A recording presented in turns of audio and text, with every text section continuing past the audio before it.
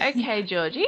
Well, do you want to just tell me a little bit about your books and what you have done so far?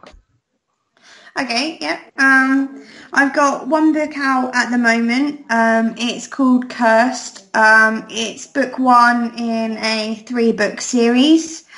Cursed is about a group of four 18-year-olds who go on a 2-week holiday to Dartmoor in England. And it's their first parent-free holiday. They spend the first evening, like any 18-year-old, in a pub. Um, they learn all the myths and legends of the area, and it sort of starts their imagination going, and they start to experience some of those.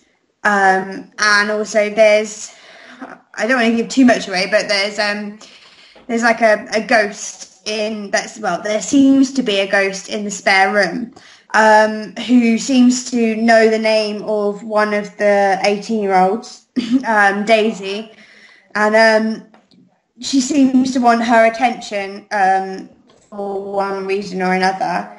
And the group are plagued by noises, and it's a mixture of real noises that they don't know about, but also the weather, and their imaginations. And basically, for the whole 2 weeks, they're plagued by horrible noises, and their imaginations are an absolute overdrive. So, yeah, I think that's about it. So it's a ghost story, mystery, detective sort of a Yes. thing? Yeah. Okay. Um, and is um, the story self-contained in the first book, or it definitely leads on to the next one? Um, it does. It's weird. It's a bit of both, I want to say. Um, you could finish book one and not read book two, but the way I've ended it, you want to read book two. So you can leave it there. I mean, it's fine for a story on its own. Um, but most people finish it and want to know how it continues. So it's a bit of both, I think. That sounds kind of a weird thing to say, but No. That's what I was wondering. I'm wondering whether it was a self-contained story or like a three-parter, because that obviously changes how you market it, right? yeah. So what have you tried so far in terms of your Um, marketing? What have you been doing? okay, yeah. Obviously, when it first came out, I plastered it all over Facebook, mainly as my achievement rather than as a book itself. Um, I've made a Facebook page for it. I'm mainly on there. I just talk about anything that is solely related to that book. I also, tweeted about it. I did a Smashwords 1 week promotion, which I obviously tweeted about, wrote on my blog, Facebooked about. I'm in a couple of Facebook groups as well, where I think it's called Free Book Promotions. And what happens is, one of the ladies running it, Dee, on a Sunday night, she puts everybody into a group, and every single week we have one day of the week and one person which we promote on that day. And so obviously that's been going on for a month or so now, so I guess that's helped a bit. But other than that, and getting my family and my friends to sort of read it, and if they like it, and only if they like it, to promote it, recommend it, and to leave me a review. And I've asked solely for honest reviews, because yeah, they might be my family member or they might be my friend, but I don't want them lying on a review, because at the end of the day, someone that doesn't know me is going to hopefully look at a review, see it as a good one, read it, and then think, well, they're blatantly lying, kind of thing. So, yeah, other than that, not a lot. I haven't really done anything other than that, really, Mm. because I don't really know what else to do. Okay. Oh, I've done a book trailer as well. A book trailer, awesome. Did you put that together yourself, or? Half. I used Animoto. It's a website where you can join up free, but I've got the subscription, and because I wanted to download my videos. And what I do is you can put your own videos, your own music, and your own pictures and your own text onto that, and they just give you the setup for it, really. So yeah, in a sense, I made it up myself, but it's through them. I put up my own pictures because I had some pictures taken anyway, and all my own text, but I used their free music and their template. So Okay, cool. So in terms of, like, I'm on your blog at the moment, and very professionally set up, looks really good. What do you post on your blog?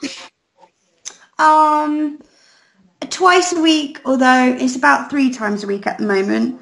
I post on a Monday, sometimes a Wednesday. The Wednesday slot is mainly for the people in the free book promotions group. But blog-wise, it's Monday and a Friday. I think it's about 3 to 4 times a week. I promote other authors, so I do what's called on there as a author profile.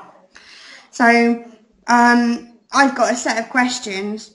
I ask them to pick whichever 7 they choose out of those set, and I also get them to put information about one of their books and then list the others that they have, and I literally promote them for the day. So other than those, I generally then just talk about my book if there's a promotion, or if I ran a cover competition on there. Well, sort of competition. It was more of a vote, actually. I had a couple of ideas for what I wanted the cursed cover to be, and I actually got them to vote. And whichever one won is the cover that I used. So that was a bit. I had to make sure that the ones I put for the vote I was happy with, just in case, any of them won. But the one I thought would win actually did. It was painted for me anyway. But other than that, I just blog about other things. I mean, there's a couple of on there about something that's annoying me. Like, I think I've got a post on there about arrogant drivers. I've also do about generally I try and find something that's going on either in my life or something that other people would know about. So, like, for example, I think it's on Friday's post. I'm because in the UK we've got Easter bank holiday, so my Friday's post is going to be about bank holidays and what people generally do on bank holidays, and how it's nice to have time off work and that kind of thing. So I try and make it something that people would enjoy. I try not to be too buy this book kind of thing. I think I started off a little bit like that, but it hasn't even been a year yet actually since I've been running that. So I've started to I've learned that doesn't really work. I mean, well, it's pressure, I think, otherwise. So well, let's start a little bit with tweaking your blog, and then we'll talk about bringing more people to your blog and to your Facebook just as a way of starting it out. But have you sent your books out to be reviewed by anybody yet? I have. I have to admit, it's only been 2 or 3. I think it was 3 actually. That should be a priority. Well, yeah, I know. I'm a bit nervous, not because I think it's rubbish, because all the feedback I've got so far has been positive. It's been such a private thing for me for so long. It's hard to. I find it very difficult to tell people about it. I'm not quite sure why, but I am finding it very, very hard to openly talk about it.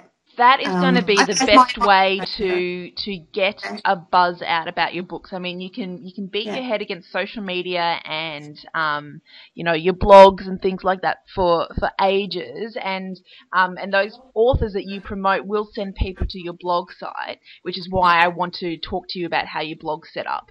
But Okay. you must have reviewers, and you must have reviewers who are impartial.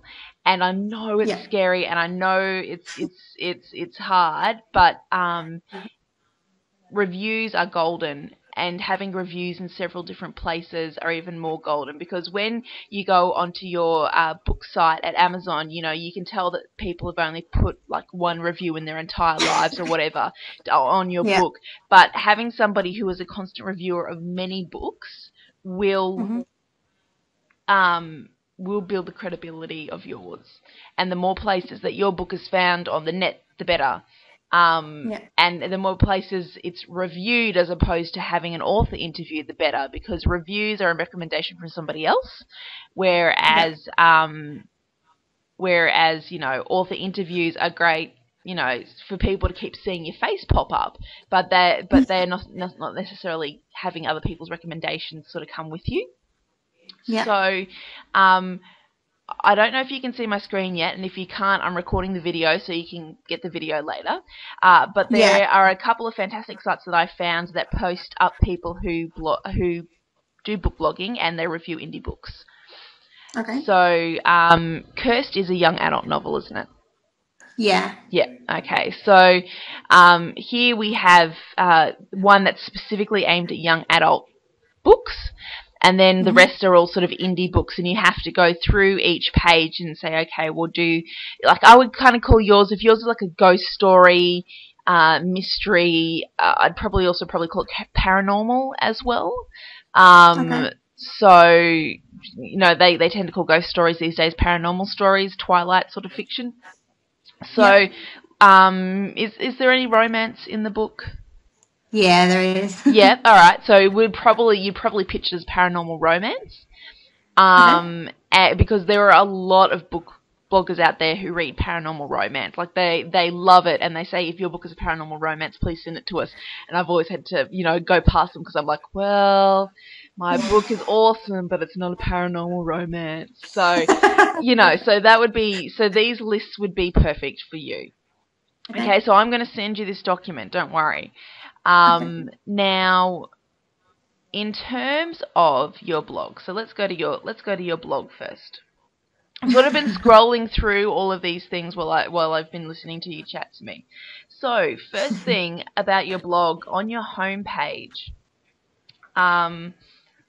I noticed that you have like a follow a blog via email, which is great. Do you have access to those emails, or is that just a system WordPress thing? I do, yeah. You do have access to those emails?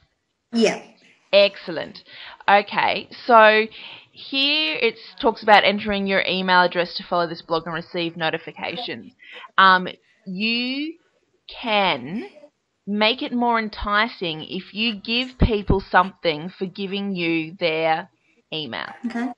Yep. So whether you wrote some short stories, whether you gave a giveaway every month, so all of the authors who you were supporting for free, or you were supporting, maybe get them to donate copies of their books and have a prize pool every month that you give away to one person who signs up for the emails.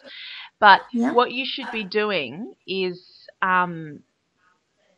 creating an email list of people that you can email newsletters to, talking about updates to your own books. All of those emails build a connection between you and the people who come to your blog. Yep. So, it may require you to.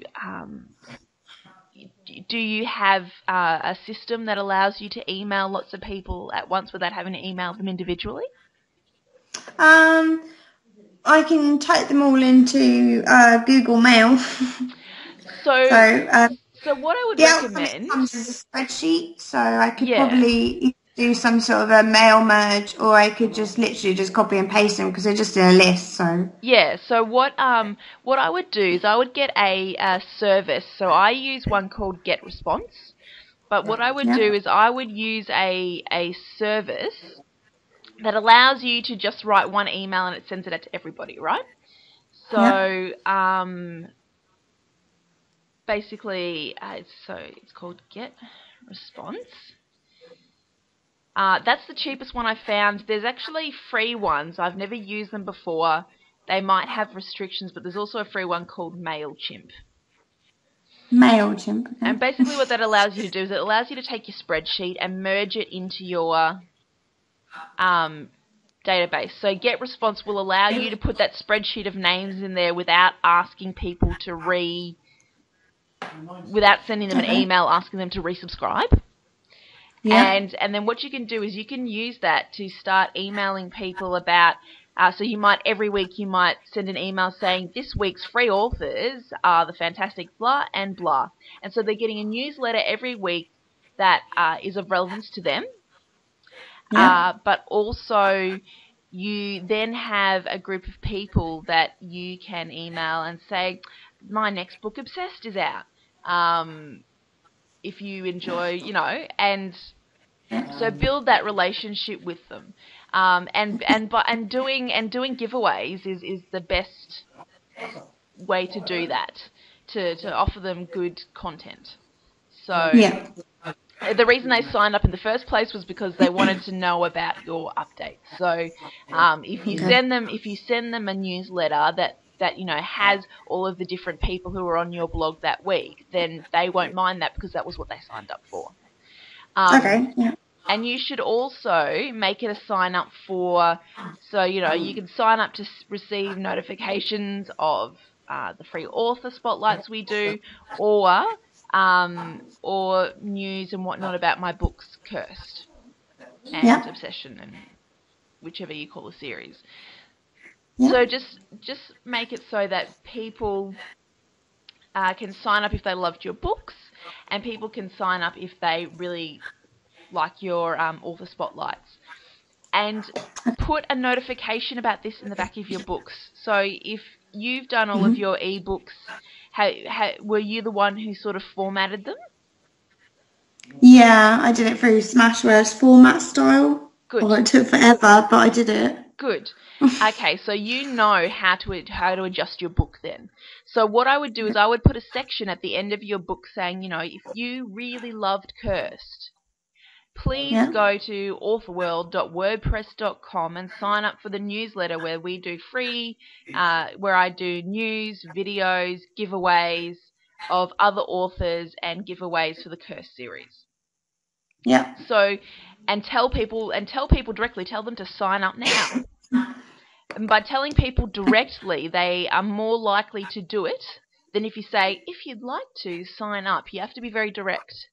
Because Okay. we get bombarded with messages a lot, and so if we have someone, but we're also sort of as human beings, we're in high school and whatnot, we're kind of taught to be obedient. So if someone tells you directly, do this now, people are more likely Yeah. to do it. So Okay. that would be your first port of call. I would set up a system so that you can actually you can come into their email every week with an update. So that's the first Yeah. thing I would do. Now, going on to your About Me section, I was having a quick browse through of it as we were going through, and your About Me section did not give me a whole heap of confidence to read your book. Okay. Because currently it says, you say you're an unpublished author with a passion for writing.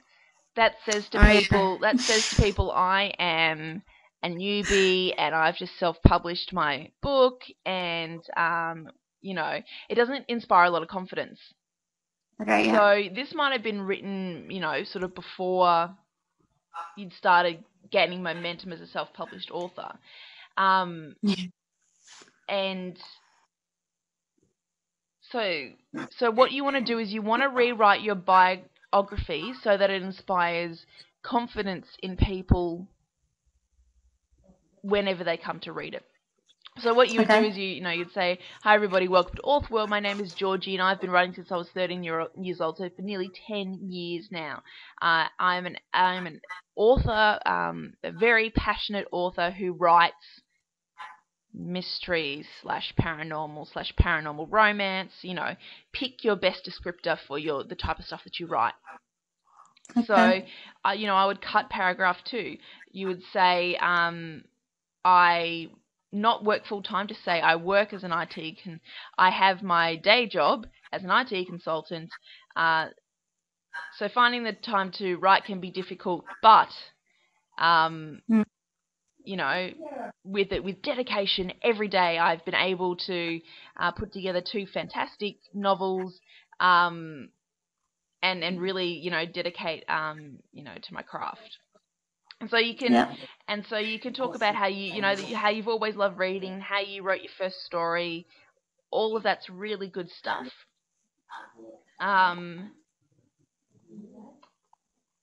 This section, it says you have another story you finished. Is that a novel?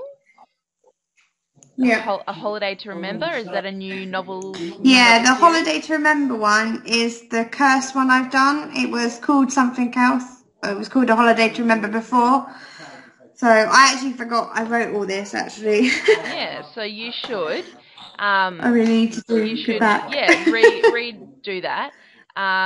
Since then, I've written another. So talk about I'm the author of Cursed About Blah, and then the next novel in the Cursed series is Obsessed, and it's currently in the editing stages. You may not tell them that's a different type of story for you to write, because that says to them, well, she's only a newbie in this particular type of story, so perhaps I shouldn't trust what she does too much. So you want to sort of avoid any of those sorts of thoughts cropping up, because, you got to claim your author mantle, as it were.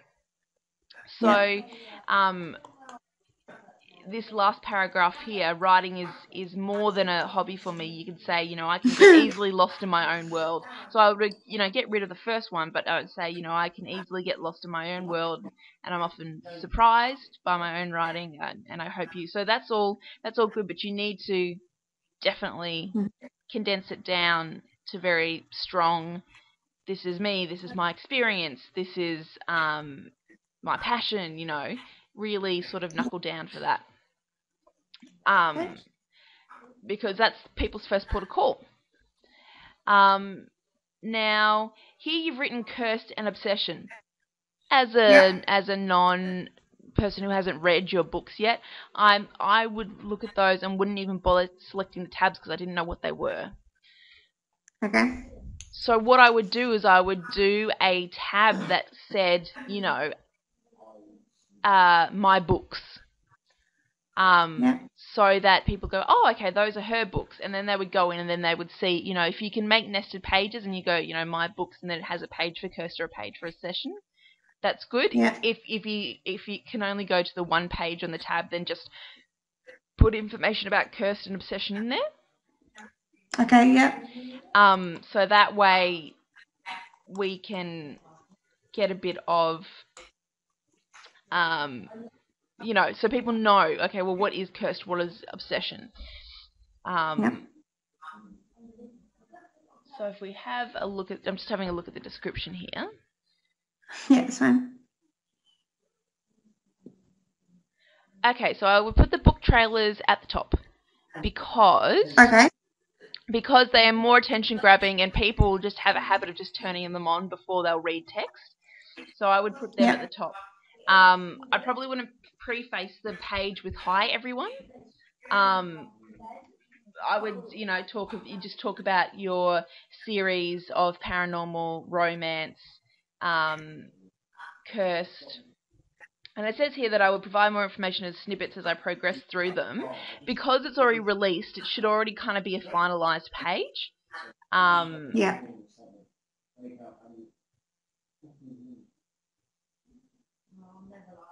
And then, if I look at the Obsession one.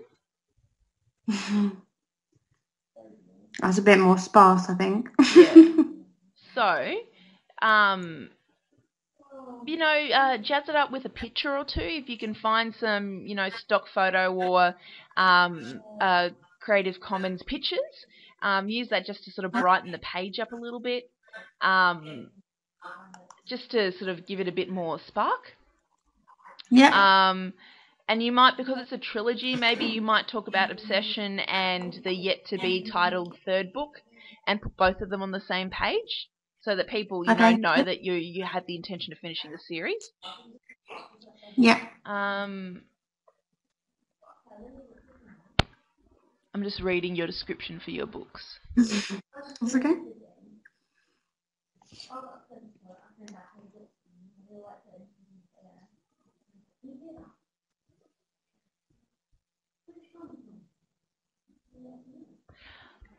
Okay. Your description is not very descriptive. So it starts off with talking about the holiday, which is great, and then it talks about them plagued hearing noises. Is it a scary book? Is it a scary book? Because I'm not getting scared by reading the Yeah, it's meant to be. It's meant to be. So you need to bring a bit of fear and tension into the because the good thing about being an ebook, that's a fantastic back cover for your say your print book, but for your ebooks you can be a bit more expansive in your description. It still has to be nice and short and sweet, but you can make it a little bit longer than you would for the back blurb of a book. So I'm not feeling the tension or the fright in here. So I would sort of, I would bring out the scary things that are happening, pick one or two moments, work them into the bio, and then I don't know this is a paranormal romance. So you've got to also put into the bio the romance aspect, who, loves who, or, if somebody ghostly is in love with somebody in the real world. And that needs to come in there as well. Okay. So your two main elements, the fact that it's paranormal, needs to sort of come out a bit more, and then the fact that it's a paranormal romance has to come out a little bit more as well. Because that's a great start to the bio, but I'm still not getting a sense of what the book should be like. And that would be the description in your Yep, so that's the description you've got up on Amazon. And okay, cool. Awesome. All right. So, oh goodness, damn it. I'm sorry. Let me just get that blog back up again.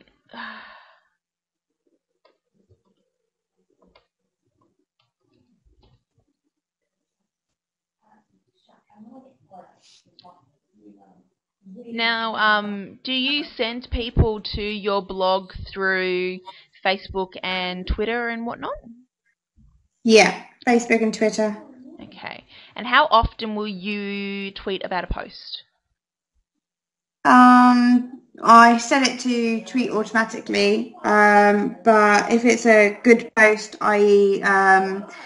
at the moment, I've got an upcoming interview with the author Karen Mahoney. She writes the Iron Witch series. Yeah.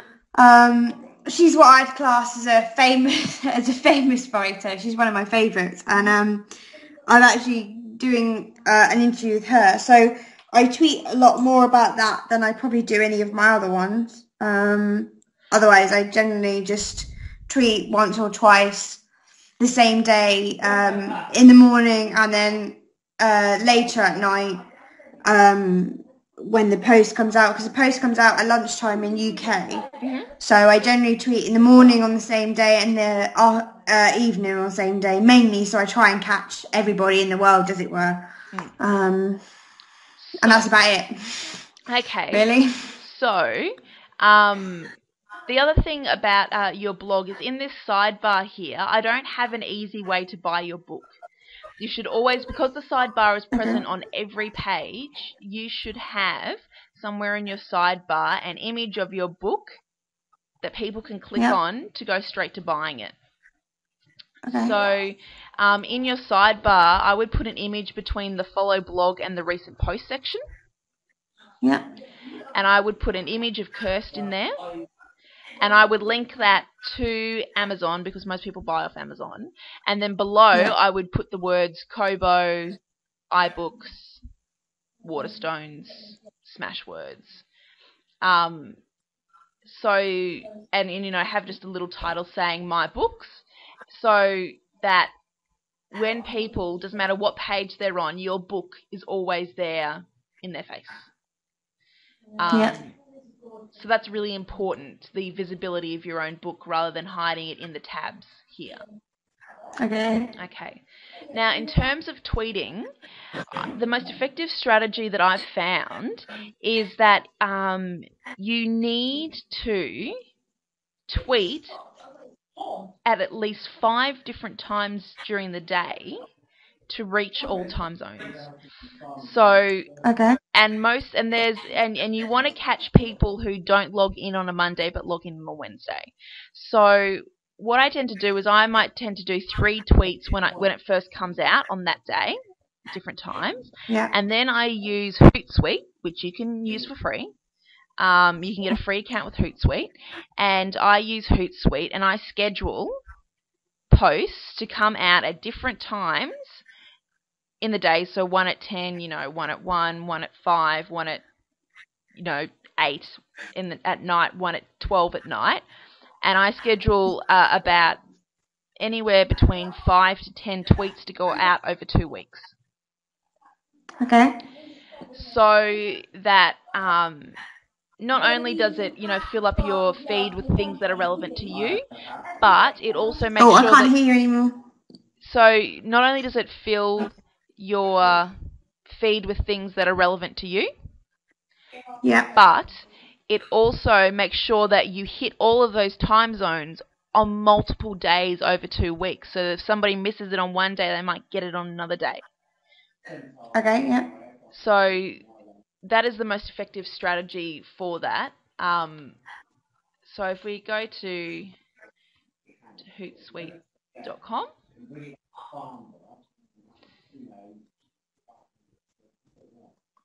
so that's a way that, and you should always, without fail, either send people from your Twitter account to your Facebook page or from Twitter to your blog.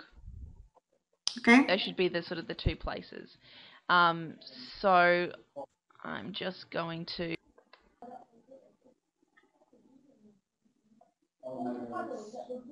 It's super easy to schedule tweets, which is good. Over in the panel over here, it has a section called Publisher.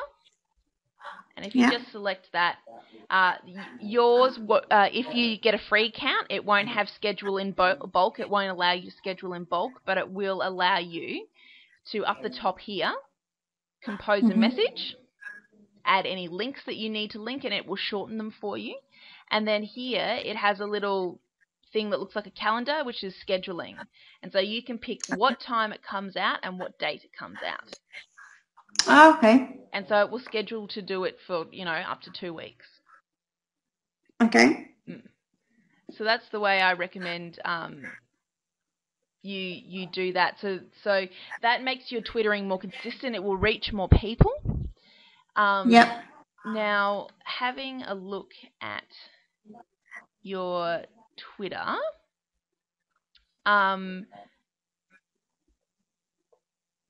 is this something that's sort of grown organically? So these are all people that have joined up from your blog, from people that you've interacted with Twitter, that sort of thing? I think so. Some of them I don't know. Some of them I think have come from other people. But yeah, most of them I think have come from my blog or my Facebook, I think. Okay. But yeah, some of my followers are just people I don't actually, I haven't had personal interaction with, so which is quite nice, but some of them aren't. Okay, so with your in terms of growing the number of followers that you have, can you think of any books that are similar to your own that the author has a Twitter account? Not off the top of my head. well, can you think of any books or authors that your work is similar to? I don't know actually. Well, I guess people like Karen Mahoney. She writes young adult, sort of urban paranormal fiction. She has Twitter. We're both following each other. Also, Lauren Kate. She's young adult paranormal romance writer. I think I'm following her. Not totally sure if she's following me back. I can't remember. But yeah, she's following me. But otherwise, it's generally it's other people like me that aren't I would say aren't well known, but people like that really. So people just starting out a bit like me, but a lot of them are a lot older than me actually. Yeah, because what the easiest way to build a following of readers on Twitter is to make a list of authors who write in a similar style to you or write in a similar genre to you. And then to have a look at their Facebook profile, not their Facebook profile, excuse me, look at their Twitter profile, and to follow the people who are following them, because the people who follow authors generally are people who are interested in what they write. So you will know that the majority of the people who are following them are people who enjoy what the author writes and would, in fact, enjoy what you write. Yeah. Now, obviously, Twitter only allows you to add a certain amount of people to your Twitter account. So if that was something that you wanted to have a look at doing, you could use something like TweetAdder, which follows the people that you add, and if they're not polite and don't follow you back, then it unfollows them after 4 days. So that means that, even if you are getting towards that Twitter cap of 2,000 people, at least the people that are following you are people that are interested in what you're tweeting about. Okay, yep. So that's just another way to grow the amount of people that you can reach with your tweets, because your tweets are very sort of short and to the point, which is good. Because your book is kind of based on ghost stories, another thing that I might suggest that you add to your Twitter for a bit of an interest factor, a bit of an entertainment factor, is to actually, just once a week go through the net and see if you can find ghost stories, real ghost stories, real ghost stories from around the world, and put it on your Twitter feed. As an interesting, entertaining thing, because not only are you entertaining people or giving them author profiles, but you're giving them something more than author profiles or tweets about your writing. Yeah. So it adds a bit of an entertainment. People really love jokes as well. There are heaps of ghost jokes.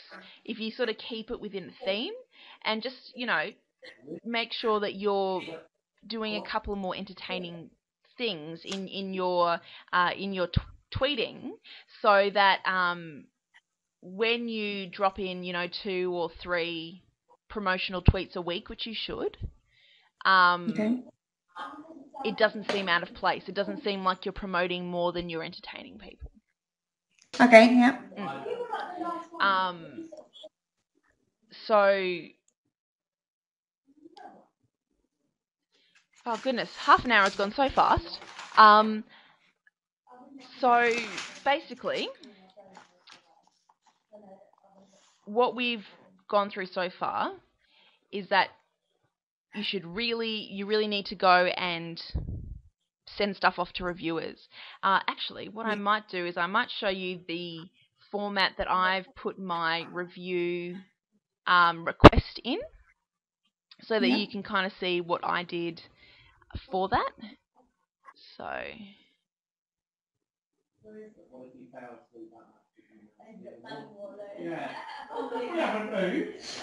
Okay.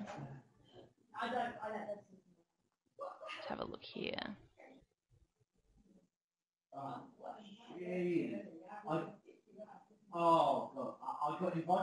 Okay. So in my when I send out a review request, I have a letter in the email, obviously, just saying, thank you so very much for what you do, and then I give them a little bit of a short bio about myself, and then I give them a short I tell them that there is a full description in that I have attached to the email. However, here is a short description of the book. This is what is available in if you're interested in reviewing it. Never send the book with the review request. Always wait for them to request it. And so basically, I just put the cover of the book there, the headline of the book, just a little, you need some sort of subtitle or tagline, which I think you had on your blog, actually. I think you had a good one. Oh no, it was on one of your Facebook pages. Reality and myths could collide. So that would be a good tagline for yours, where in a story where reality and myths collide. And then what you would do is you would put your synopsis here, your about the author, and then you put like a word count, your ISBN, the links where it's available from, and how people can contact you. So basically, I think the best way for you to go is definitely to make sure that you have reviews. So you need to send it out to as many book reviewers as you can. Okay. You should update your blog, make it a little bit more streamlined, and make it easier for people to buy your books from your blog. Okay. Look at setting up with GetResponse or MailChimp some sort of newsletter so that you can actually remain in constant contact with people, so you can give them updates about your writing, give them updates about the author spotlights that you do, and maybe just get a copy of those author books and do a giveaway once a month where people who sign up to your newsletter get that swag of books for the month. Update the blurb for your book a little bit so that I'm getting a feeling of tension and danger. Yeah. And then look at streamlining your Twitter so that you are tweeting across 2 weeks about one post, and that you're getting people in different time zones. And to use that, you can do Hootsuite. Okay. Yeah. And then you should also look at adding, as I said, some entertaining things like real-life ghost stories or accounts of real-life ghost stories, that sort of thing. And maybe even look at rewriting those ghost stories and putting them on your blog, so that you're sending people to your blog rather than to other places around the internet. And you might even be able to find some really good ghost story type things on YouTube as well. Yeah. And then by beefing up your tweets like that, that means that you're able to promote a little bit more by tweeting out about reviews that you get for your books, or just tweeting out that it's available, or tweeting out that it's on special, that sort of thing. Okay. And then I would look at beefing up your Twitter following by making a list of authors and books that you like, and having a look at their Twitter accounts, and looking at using maybe something like TweetAdder, or there's a program called Refollow, all at different price points, that will allow you to search out people who follow a particular person, and then allow you to follow them, and if they don't follow you back, allow you to unfollow them, so that you're expanding the people that you're reaching, but you're also not going over Twitter's rules of how many people you can follow. Yeah. So I think that would be a good starting point. But the reviews, like you were saying, that the main thing you're worried about is that Kirsty had been out for a while and that it wasn't getting the traction that you wanted, and the reviews will give you that traction. But you need to beef up that description first. Okay, yeah. For your book. Send it to me. Send it to me and I'll tell you whether it scares me a little bit.